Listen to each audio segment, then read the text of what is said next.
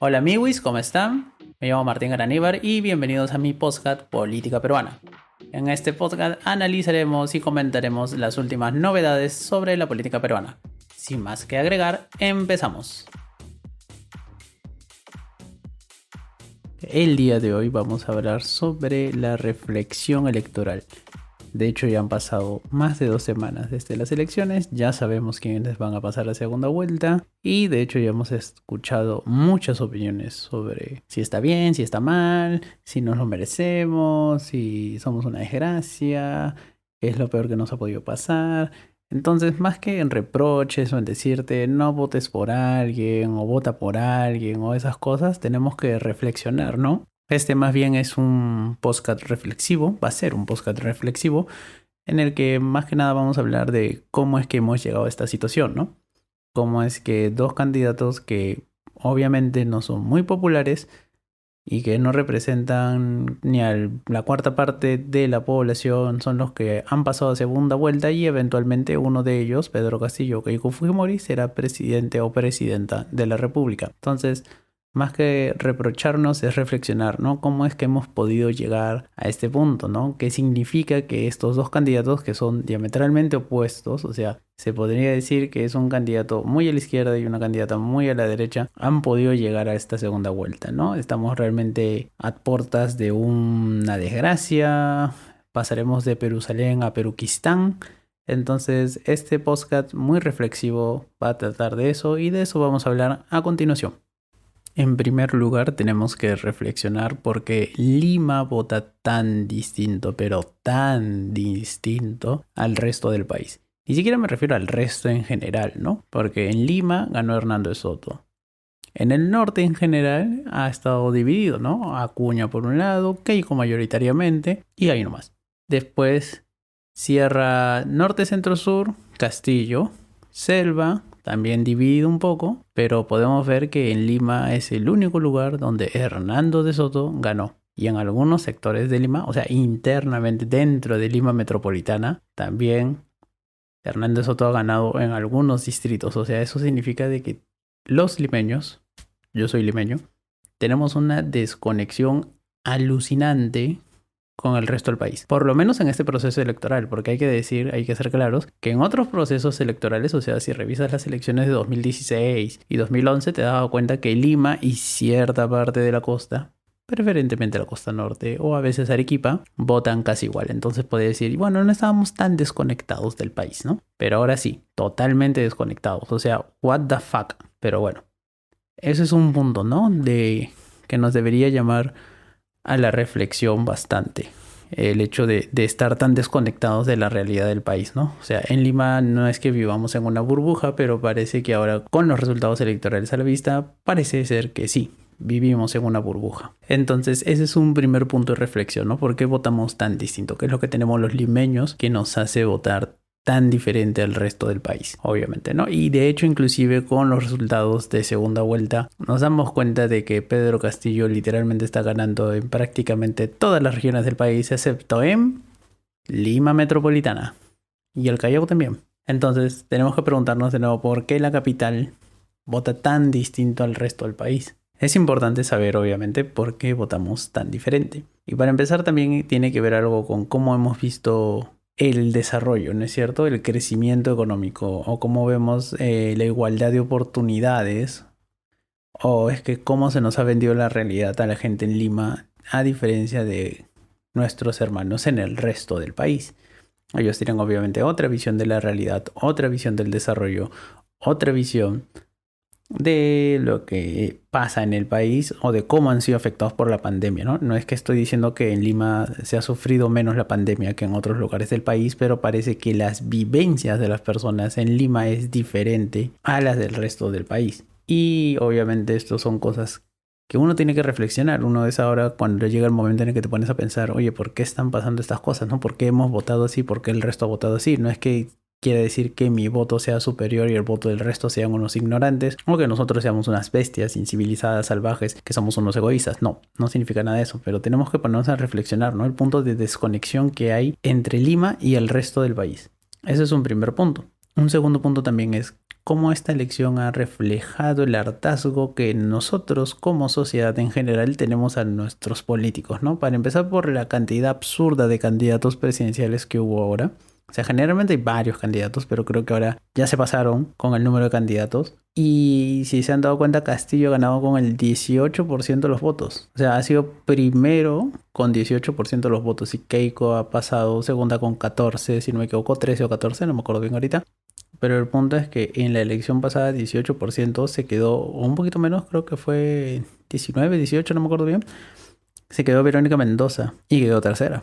Eso significa de ese nivel de desconexión, ¿no? El ausentismo no ha estado muy alto, de hecho. O sea, el 76-78% del padrón electoral fue a votar. Lo que significa que pese a estar en un contexto de pandemia y todas estas cosas, no ha habido mucho ausentismo en general. Después vamos a hablar otra vez del caso particular de Lima, que ha tenido los índices de ausentismo más altos, para variar.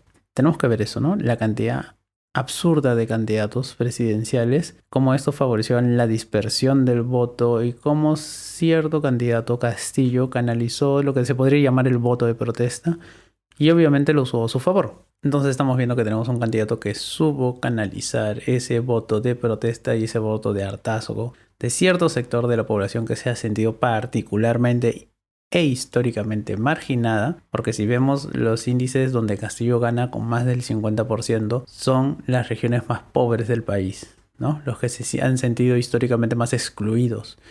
Y ellos en masa han votado por Castillo. Esto también nos tiene que dar una señal, ¿no? Nos tiene que llamar también a la reflexión de por qué ellos votan así. No es que nuestro voto valga más o el voto de ellos valga más, pero esta es una llamada de atención. Es un punto de inflexión que uno tiene que tener para entender adecuadamente qué es lo que la sociedad demanda, ¿no? De los políticos. Otro punto importante para tener a reflexión también con esto es el tema que ahora sale mucho, que ahora está en boca de todos, ¿no? O sea, defensa del modelo o no, ¿no? O sea, ahora en la segunda vuelta de estas semanas hemos visto mucha campaña, muchas opiniones. Ha salido Mario Vargas Llosa a pedir públicamente que se vote por Keiko. Y acá yo no te voy a decir si tienes que votar o no por Keiko. Todavía no. O sea, eso lo dejaré para otro podcast. Pero sí hay un punto importante que ha sido prácticamente, y que va a ser en esta segunda prácticamente un referéndum, es en caso de que porque cada candidato tiene una postura, ¿no? Keiko es defensa del modelo, Castillo es cambio de modelo. Entonces esto es prácticamente un plebiscito, ¿no? Si uno quiere mantener el modelo o desea cambiar el modelo. Y eso es algo que nos ha venido ahora, ¿no? También esto estaba también en la primera vuelta. Castillo, de hecho, no era el único candidato que hablaba de cambios en el modelo. Verónica Mendoza también hablaba de cambios en el modelo. Y obviamente habían otros candidatos, Hernando Soto, Keiko Fujimori, Rafael López Aliaga, ¿no? Que te hablaban como que, bueno, Rafael López Aliaga era un mix, ¿no? Porque él era entre defensa y un pequeño cambio, pero los que eran más defensa eran Hernando Soto y Keiko. Entonces casi estas elecciones se podría decir que son casi plebiscitarias, ¿no? Entre defensa o cambio de modelo.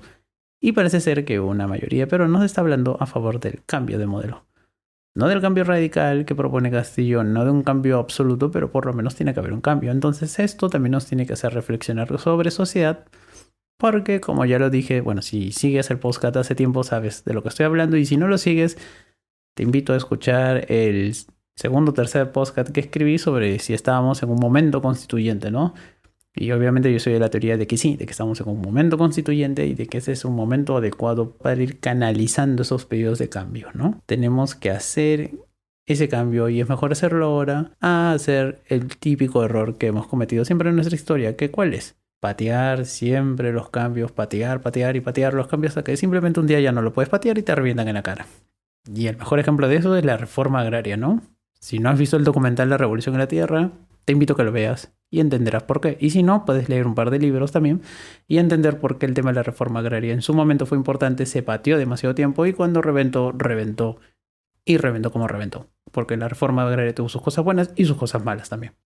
Y esto nos lleva también a un tercer punto, ¿no? Que es importante hablarlo. Por favor, hay que entender las racionalidades atrás de un voto, ¿no? La gente vota por lo que vota porque realmente considera de que ese candidato o esa candidata, la gente vota porque cree que es el mejor, porque cree que va a ser el más eficiente para luchar contra lo peor que él considera, ¿no? Entonces la gente vota por A o B porque dicen, para mí es el más preparado o para mí este va a ser el que va a hacerle el pare a esta cosa, ¿no? Que es lo peor de lo peor en el país. O simplemente vota porque es protesta, ¿no? Dicen, a mí me llega el pincho todo, entonces voto por fulano, sultano, mengano. Entonces hay que entender, siempre hay una racionalidad en el voto, ¿no? No podemos seguir tratándonos a la gente de que si tú votas por Keiko eres corrupto, o hablas de la corrupción, de si votas por Castillo eres un comunista resentido de mierda. O sea, ya estamos, yo creo que ya demasiado maduros como sociedad, o por lo menos lo suficientemente grandes como para salir de esa lógica, ¿no? Tan infantil de caricaturizar al otro, ¿no? Entonces estamos llegando a un clima de polarización que yo considero personalmente peligroso porque prácticamente ahora, como dije hace un rato, esto es casi un plebiscito, ¿no? Pero también es un plebiscito sobre los bandos, ¿no? O estás a favor del modelo, la estabilidad, el desarrollo y la democracia, entre comillas, votando por Keiko, o estás con el comunismo y el terruqueo y nos vas a convertir en Venezuela, ¿no? Con Castillo, ¿no? Entonces esa lógica de enfrentamiento, de división, de poner la cancha en blanco y negro, al final lo que hace es forzar a la gente a tomar un bando, ¿no? Y en realidad ahorita hay tres bandos, entre los que dicen, me lavo las manos, nada que ver, adiós. Entre los que dicen ya me voy con Castillo, los que dicen me voy con Keiko, ¿no? Pero estás forzando a alguien a tomar una decisión. Y eso no es bueno, porque al final estas cosas lo único que hacen es polarizar aún más a la sociedad. Entonces, no puedes tratar a la gente que vota por Keiko como, maldito corrupto, eres una desgracia, basura, maldito, te odio, ¿no? O a los que votan por Castillo como, maldito comunista, resentido, terrorista, etcétera, etcétera. ¿Cuántos años vivimos estando en una lógica del terruqueo, de odio, ¿no? Entonces, tenemos que superar estas etapas. ¿Por qué? Porque estamos obviamente en un momento crucial de la historia, no solamente porque es el bicentenario, sino porque estamos en una época de crisis, estamos con el COVID encima, o sea, con lo peor de la segunda ola. Ahorita, o sea, en esta semana en promedio fallecen más de 350 personas al día. Hay días en los que fallecen más de 430 personas, o sea, no es cualquier cosa esto del COVID. Estamos en una situación de crisis y lo peor que podemos hacer ahora es que en este contexto de crisis nos estemos peleando por esas cosas, ¿no? O sea, ya está bien. Votaremos por A o B candidato, pasarán las elecciones y uno de ellos dos al final, nos guste o no, serán presidente o presidenta de la República, ¿no? Y va a tener al frente una enorme tarea que es que superemos esta crisis, la crisis del COVID. Entonces lo mejor que podemos hacer es evitar este clima de polarización extrema y por lo menos darle una pausa al que sea el nuevo mandatario, ¿no? O la nueva mandataria. Y tenderle la mano y decirle, mira, ¿sabes qué? Por lo menos hasta que pase el COVID hay que hacer un plan, ¿no? Juntos, todos. Ya después de eso nos podemos sacar la mierda, obviamente, en política. Pero mientras tanto, hay que trabajar juntos todos. Y esto es súper importante, gente, porque, o sea, no podemos seguir con esta lógica de los enfrentamientos. O sea, imagínate, amigo, y si tú eres alguien de derecha, si me estás escuchando y eres de derechas, por ejemplo, ¿de qué te ha servido tanto terruqueo? Para empezar, ¿no? O sea, terruqueaste durante mucho tiempo a un montón de personas, eran caviares malditos, sanguinarios, comunistas, genocidas, etcétera, etcétera. Y ahora el que, según la lógica de un votante de derechas, o sea, si tú eres de derecha, según tu lógica, es un chavista. O sea, prácticamente has terruqueado tanto a la gente que literalmente le he dicho, ya, al diablo, votemos por un chavista. Y estás frente a un chavista convicto y confeso. Tienes a alguien que se declara abiertamente como marxista. Tienes a alguien que fundó un partido que se declara un partido marxista, leninista. O sea, brother, ahora sí tu pesadilla se ha vuelto realidad, ¿entiendes? Entonces, eso de terruquear a todo el mundo no te ha servido de nada. Más bien has vacunado a la población contra un terruqueo. Y cuando prácticamente tienes, según tú, a un terruco de verdad con posibilidades reales de hacerse presidente, ya no puedes hacer nada. Es como el cuento este del niño y el lobo. Tanto mintió de que al final, cuando de verdad dijo, oye, ahí está el lobo, nadie le creyó. Y parece que ahora va a pasar así. O sea, piña, pues, ¿no? Y por otro lado, amigo y de izquierda, ¿de qué ha servido tanto llamar facha o llamar DBA o llamar neoliberal a las otras personas para que al final dentro de los 4 candidatos más votados, 3 sean de derechas, ¿no? O sea, tienes a Keiko, a Rafael López Aliaga y a Hernando de Soto. Así, ¿no? 2, 3, 4. Entonces, ¿de qué ha servido todo eso? Ya no sirve nada. O sea, ahí tienes una buena parte de la población peruana que se autoidentifica como alguien de derechas, que cree que ese es un modelo válido de desarrollo y puedes estar de acuerdo o no con él, ¿no? Pero es una opción. Y es una opción que representa a un porcentaje importante del electorado peruano. Entonces, en vez de estarlos atacando tanto, así como te quejas de que te terruquean a ti, amigo de izquierda, tú también deberías de dejar de hacer eso, ¿no? Se deberían empezar a tender puentes, ¿no? O sea, hay objetivos comunes, ¿no? Es más, y es si se logra pactar, se pueden pactar hasta reformas constitucionales, ¿no? O sea, no es malo eso, no es malo pactar, sentarte, hablar con alguien y pactar por lo menos mínimos así comunes denominadores, o sea, un mínimo común denominador para por lo menos superar el COVID sería ya un golazo, así, ¿no? Un golazo de media cancha, independientemente de quién salga presidente, podría aplicarlo ya. Pero dudo mucho que se aplique eso, obviamente. No estamos en una lógica de confrontación tal de que, o sea, no creo que ni de las izquierdas ni de las derechas se pongan de acuerdo. Entonces, estamos condenados por lo menos a esto hasta el 6 de junio, ¿no? A ver qué sale, ¿no? Y lo peor de todo es que ahora, dentro de todo este rollo de que estoy hablando de tratar de evitar la confrontación, sale alguien como Vargas Llosa, porque esto sí es algo con lo que me ha explotado el cerebro hoy día cuando escuché la entrevista que hizo en RPP temprano. Es como alguien como Vargas Llosa, que es liberal, demócrata, y el demócrata ahora lo voy a poner entre comillas y esas cosas, ¿no? No tanto porque apoya a Keiko, man, ¿ya? Porque, o sea, yo entiendo perfectamente por qué le estaba apoyando a Keiko. No le voy a pedir milagros a Vargas Llosa de que se ponga a apoyar a Pedro Castillo. Jamás en la vida iba a apoyar a Pedro Castillo. O sea, dentro de sus antis, o sea, su antifujimorismo que es declarado y su anticomunismo que es mucho más declarado y tiene más larga data, se podría decir. Obviamente ganó el anticomunismo, pues, y por eso está apoyando a Keiko, ¿no? Y él se ha tenido que tragar ese sapo y decir, sí, bueno, ya, pues, ¿qué voy a hacer? Todo eso. Hasta en la entrevista se le escuchaba resignado, ¿no? Como diciendo, bueno, pues ya, o sea, el chino va a salir, ¿no? Lo van a indultar y ya fue, ¿no? O sea, estaba así. Pero lo que no me puedo creer, y eso es algo que me ha dejado totalmente alucinado ahora, es como que en una parte le dicen, él dice, uno, dentro de los motivos que él da para votar por Keiko, estaba dando, ¿no? Bueno, ella en teoría va a defender más la democracia, en teoría va a defender más el libre mercado, en teoría va a defender más la libertad de expresión. Me ha jurado y rejurado que lo va a hacer y la gente diría como que, bueno, ya está bien, podemos darle el beneficio de la duda a Keiko. Pero en una de esas dijo algo lo que mejor me ha flipado, ¿no? Que es como que tenemos que votar por Keiko porque si Castillo gana, los militares le van a hacer un golpe, ¿no? Entonces, para evitar ese golpe y para salvar la democracia de un golpe, hay que votar por Keiko, ¿no? Y ahí yo me quedé como, ¿what?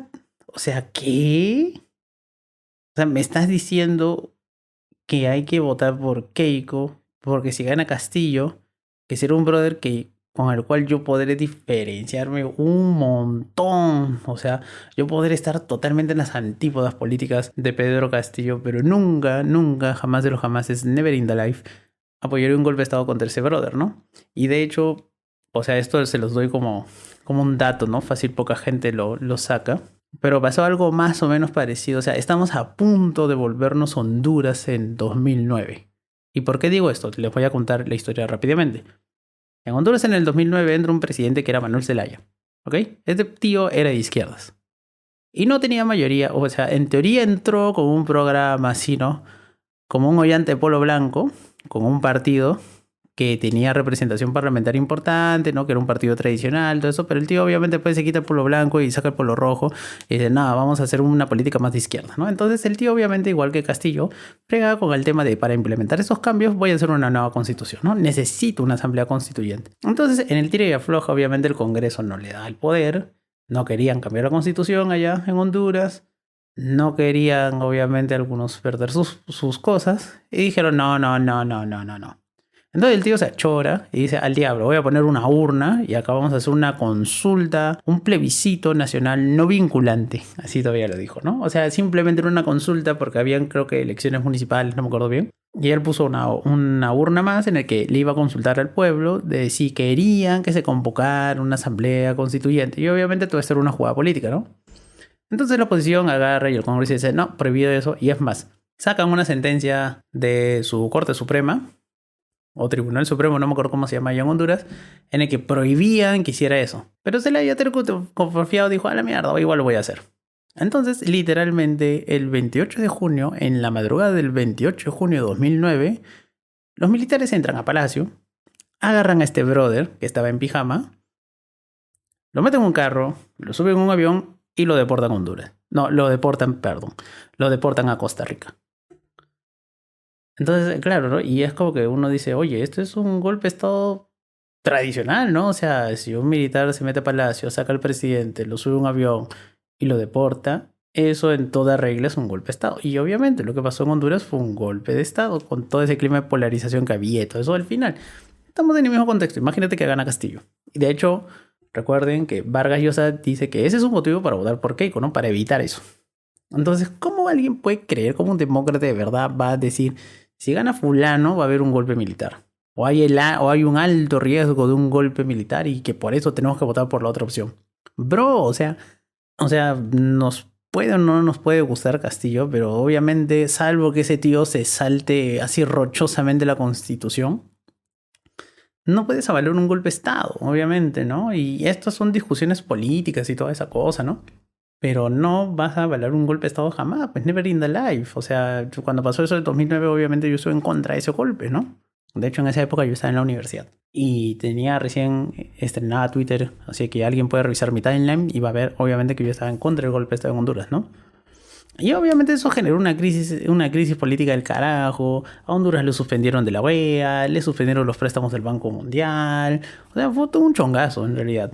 Y esa crisis se solucionó tiempo después, porque después el tipo, o sea, lo deportan, trató de regresar a Honduras, no lo dejaron, y después se metió caleta y se refugió en la embajada, no me acuerdo en qué embajada se refugió. Y se refugió en una embajada, o sea, fue todo un show.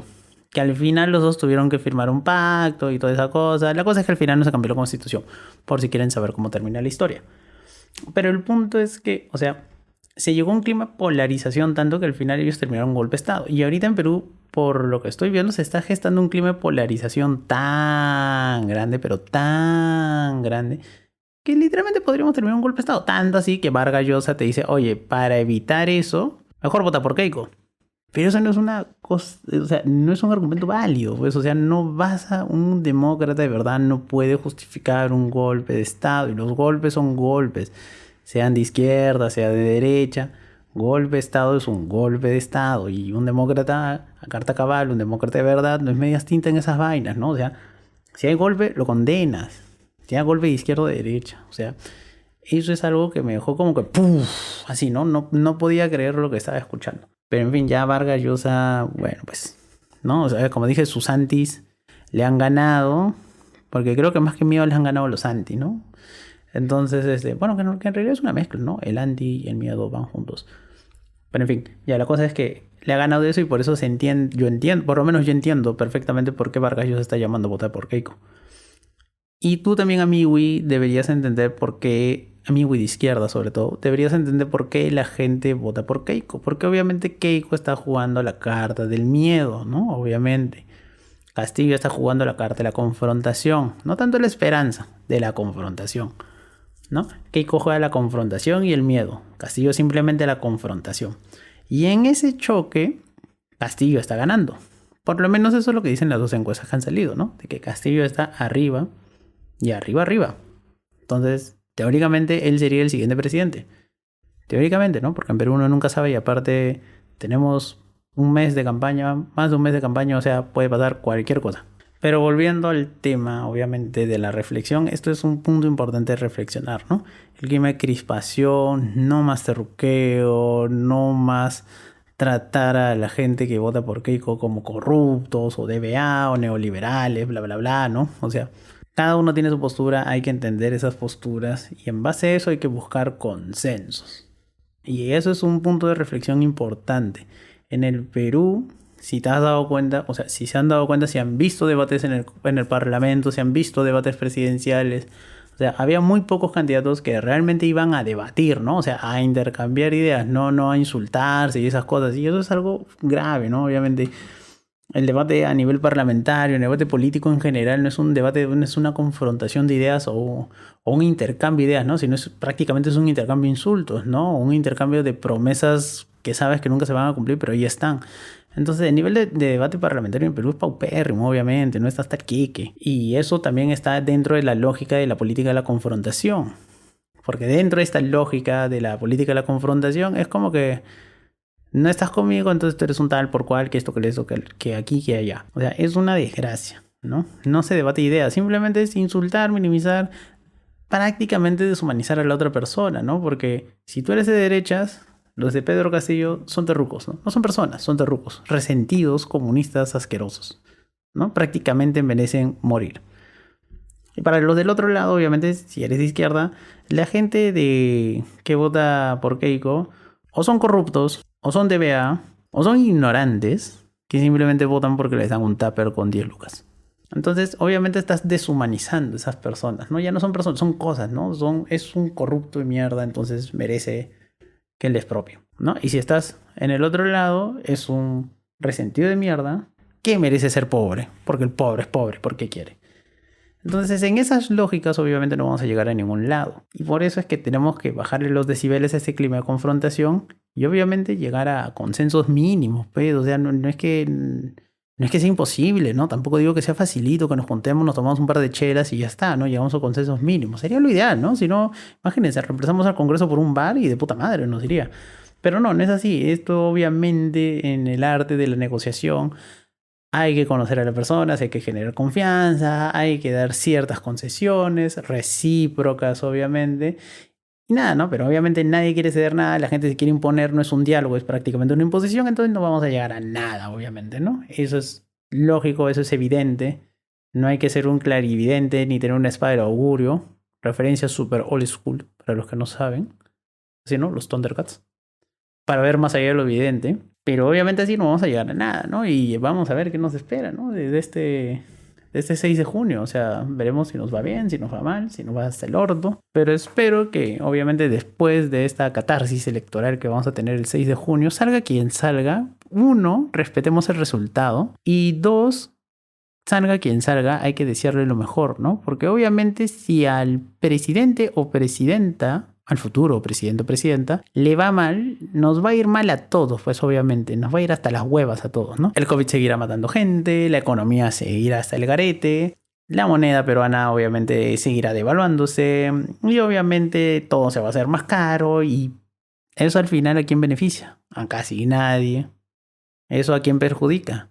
A casi todos. Entonces obviamente nos conviene llegar a unos mínimos, ¿no? Y por eso este es un podcast más que nada que te quiere llamar a la reflexión, ¿no? O sea, si tú estás a favor de defender el modelo, tú también deberías hacerte la pregunta, ¿no? Entonces, ¿por qué la gente está en contra, ¿no? ¿Por qué si a mí me beneficia el modelo, a los otros no? Si obviamente tú estás en contra del modelo, tú deberías decir, pucha, ¿por qué esta gente defiende ese modelo, ¿no? O también reconocer algunas cosas, ¿no? Al César lo que es el César. O sea, la Constitución del 93, también las políticas económicas aplicadas en el contexto de la Constitución del 93, la liberalización de la economía y cierta reducción del Estado en la implicación del manejo de la economía, tuvo en una época sus beneficios y eso es innegable, ¿no? O sea, obviamente la pobreza se redujo mucho, obviamente esto del milagro económico peruano, que también lo he hablado en otro podcast, era como que un ídolo con pies de barro porque vino el COVID y ¡pluf!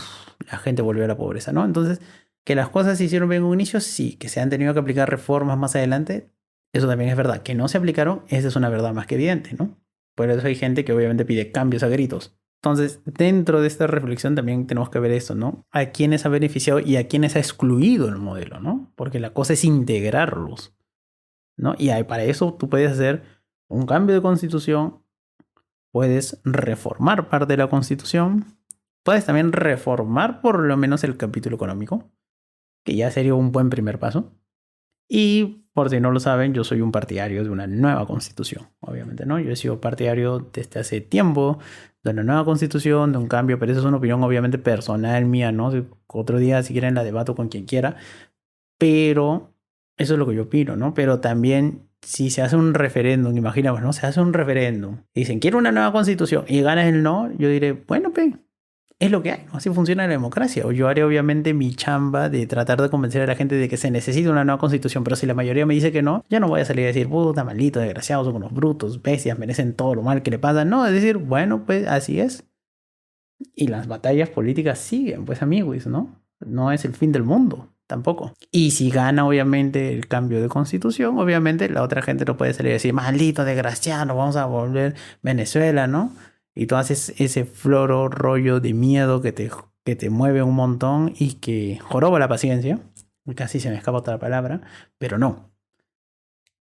Y obviamente eso de jugar a las políticas del miedo no sirve, pues amigos, no sirve. Ayuda solamente a crispar todo y recuerden, podemos terminar como Honduras en el 2009, pero eso obviamente depende de nosotros, ¿no? Y hay que evitar, y los demócratas de verdad evitaremos a toda costa terminar como Honduras en 2009.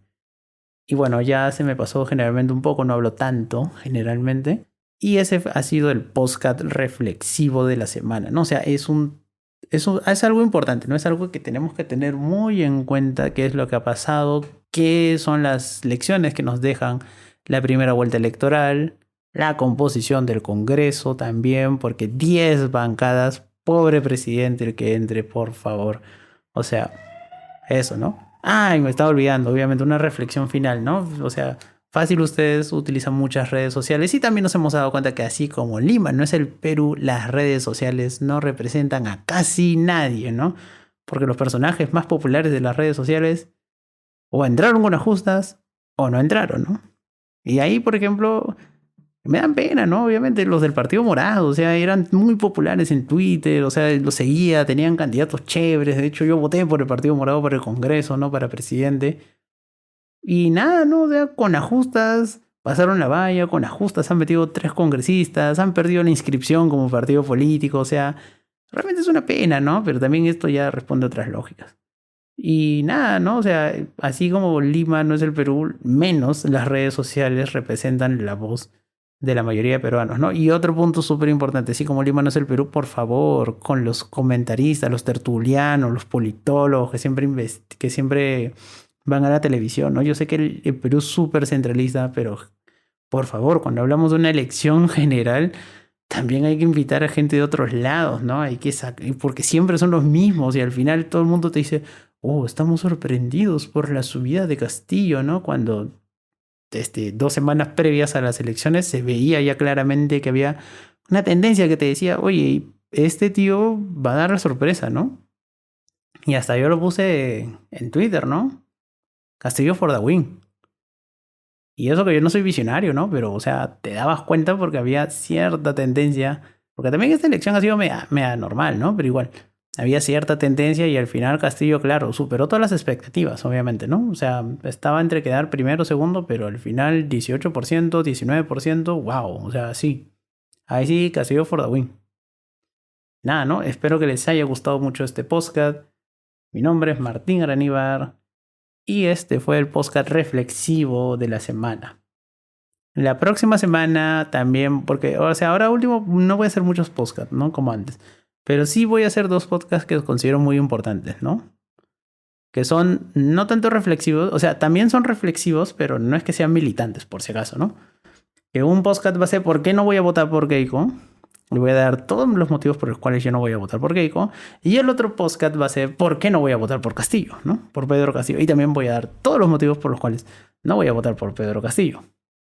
Entonces, son podcasts que obviamente no van a ser así ataques, o sea, como he dicho, ¿no? Ataques de, eres un corrupto, eres un resentido, no, sino ataques, o sea, voy a explicar los motivos por los cuales no voy a votar ni por Keiko ni por Pedro Castillo, en los cuales fundamente, ¿no? Son análisis racionales, ¿no? Es decir, yo voy a analizar, y por ejemplo en el tema de Keiko, voy a analizar solamente su acción de ella como política, ni siquiera voy a meter lo que ha hecho el padre, ¿no? O sea, como para que vean así, ¿no? No voy a meterle las cosas que hizo el padre porque yo estoy saliendo de una premisa de que Keiko no va a asumir ni los activos ni los pasivos de su viejo.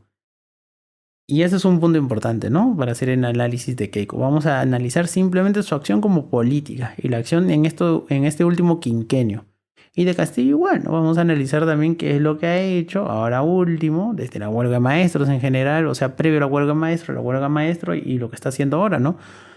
Su programa, las propuestas que tienen, para ver, obviamente, explicar los motivos por los cuales yo no voy a votar ni por Keiko ni por Pedro Castillo, ¿no? Si tú quieres votar por ellos, bacán, ¿no? Felicitaciones, pero como yo digo, yo voy a hacer esos podcasts, los considero súper importantes y simplemente no voy a decirte por quién votar, obviamente, ¿no? Yo te voy a decir, yo voy a dar mis motivos por los cuales yo no voy a votar por esos candidatos, pero si tú quieres votar por esos candidatos, súper fresh, ¿no? Tampoco yo no soy de esos que se ponen una superioridad moral y te dicen, no, yo te digo cómo votar porque yo sé todo, ¿no? Yo sé todo, yo sé todo. No, nada que ver, ¿no? Cero superioridad moral, por eso ahí también bájate de la nube, ¿no? O sea, yo puedo tener una opinión, tú puedes tener una opinión y chévere, ¿no? Pero no, o sea, pero no creas que tu opinión es la ya no ya, ¿no? Por eso yo hago estas cosas más que nada reflexivas, ¿no? Y van a darse cuenta cuando salga el otro podcast, o sea, el de Keiko y el de Castillo, que también son podcast reflexivos, ¿no? O sea, van a plantearse una serie de reflexiones y ahí, si tú quieres votar por ellos fresh, ¿no? Yo no tengo ningún problema, porque al final,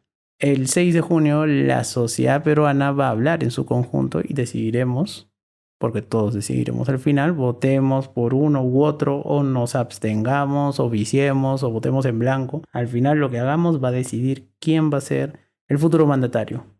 Y nada, ¿no? Ese ha sido un podcast un poquitín largo, pero así es la nuez. Así que nada, me despido. Como ya les dije, mi nombre es Martín Graníbar y este ha sido el podcast Política Peruana. Así que nos vemos en la próxima. Bye bye.